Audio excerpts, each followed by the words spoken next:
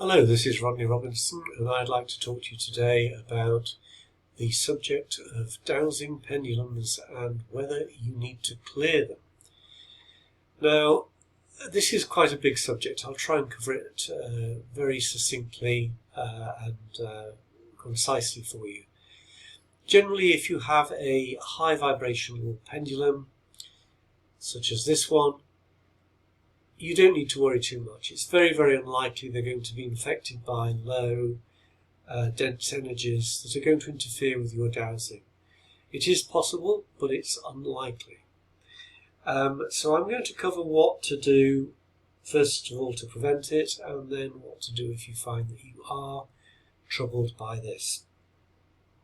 Now, already we've said that the best tools for dowsing, especially if you're using manifestation or healing techniques, are either wood or brass. They're pretty safe, especially the designs that you've seen me use. People do like crystal pendulums. I like them too. This is a beautiful quartz one. Absolutely beautiful. I don't really use it anything other than for research, really, just trying things out. And there is the question of the chain, whether to use a chain or a cord, a cotton cord. I like cotton cord for my pendulums, a waxed cotton cord, usually about 1.5mm diameter. And I have changed most of my pendulums from chain to cord. A few of the prettier ones that I just like because they look so good, I'm going to leave that one as a chain. I do think there is something in the argument that the energy from your hand can be a two-way process from your hand to the pendulum or for the pendulum to the hand. I'm not really sure how much of an issue it really is. I'm still considering that, to be honest with you. But as I say, I generally like cord for some other reasons as well. Energy certainly travels more easily through metal and through silk than other materials. So there may be something in the argument that a cotton pendulum should be used. Anyway, that aside, if you do have a crystal pendulum, especially a quartz one like that, it's probably better to cleanse it before and after each dowsing session, because quartz does very easily pick up energy and store energy, whereas these sort of pendulums, they don't. They're more or less self-clearing. So what you can do is actually just ask your pendulum through dowsing if it's self-clearing, and you'll get a yes or a no. You can use a yes or no chart for that, find out if it is. Most of my pendulum collection are self-clearing. There are one or two that aren't, and they're still high Bovis scores. Maybe some of the qualities of the pendulums differ, so there are various issues, unknown issues around that. So if they're not self-clearing and they do pick something up, how do you know about it? Well, if you use a little ritual at the start of your dowsing session and you're asking some questions as to why you're not getting the right answers. One of the things you notice, for example, is that you get chaotic answers. They make no sense. You'll get contradictory answers that are not usual, that you're not used to seeing in your dowsing. This is an indication something may be wrong. If you ask, for example, is there a disturbance of my dowsing procedure, and you get a yes, you might ask, is this a good time to do dowsing? And you'll get a no, maybe. Am I going to get accurate answers from my dowsing during this session? You could get a no. These are all signs that may sort of ring a warning bell to look a little bit further as to find out why that is the case. So if it is the case, let's go back to the crystal pendulums that pick up energy quite easily. You can simply swing the pendulum and make a command to clear all energies from the pendulum that would interfere with your dowsing response. Simple as that. You could ask in all time, spaces and dimensions. That would clear it very quickly and easily. In many cases, it could be your biofield has attracted something which is interfering with your dowsing response.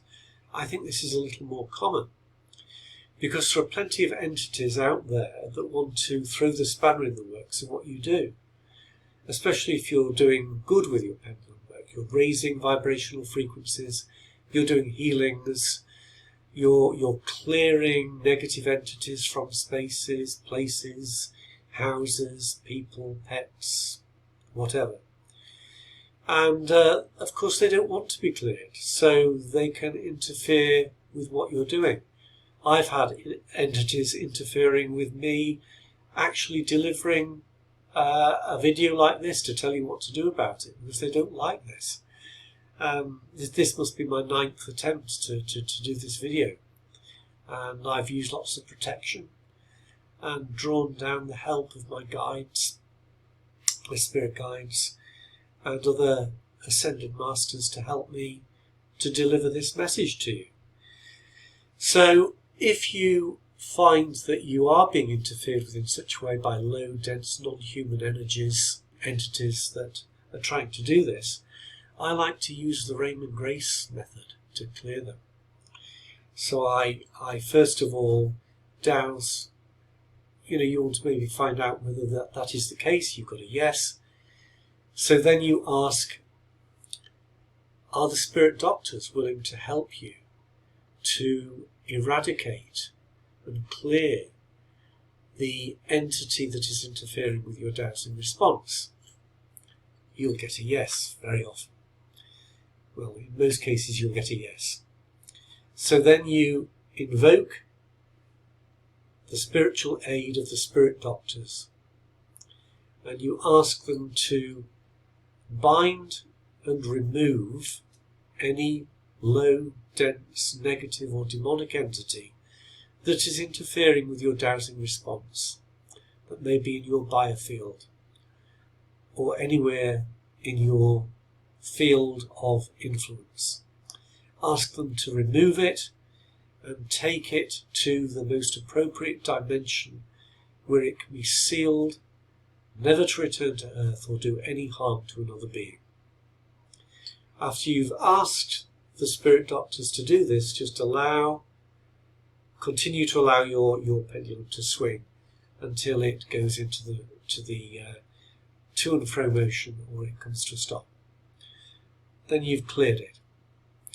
What you can do then is you can ask your questions again. Is this a good time to do my dowsing? And I would say you will, without any doubt at all, get a yes. And will I obtain accurate dowsing responses to my questions? Again, you will get a yes, having done that clearing. So that's one of the things you can do. Well, that's really the main thing to do if you find yourself in that situation. Now, I've also been asked, how can you store your pendulums? Well, I do like to keep my pendulums in a sacred space, and this can be anything that resonates with you.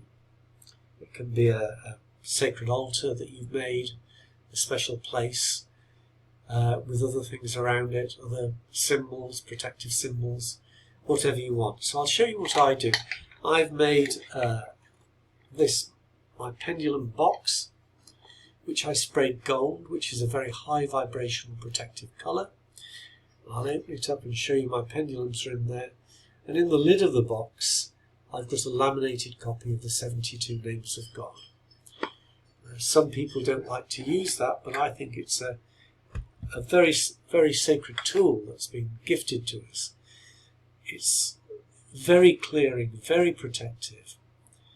And why wouldn't you use it? It's a gift from the highest levels for you to keep yourself clear of negative, evil energies and to keep your tools clear. So that's something that I do. You can also use clearing plates like orgonite plates. They're particularly good if they have sacred geometry on them. This one's got the flower of life. I've got others with other sacred geometry shapes on. I do like the flower of life. This one is another flower of life pattern etched onto a selenite disc. So that's a nice plate to place your pendulums on to keep them clear of any negative energies. So I think I've covered what I needed to cover about keeping your pendulums clear of negative energies. First of all, check them, ask the question, is it self-clearing? High vibrational pendulums usually are. So if you've got any questions, please do respond to this video, and I'll do my best to come back and answer any questions that you may have. So I hope you found that helpful. Bye bye for now.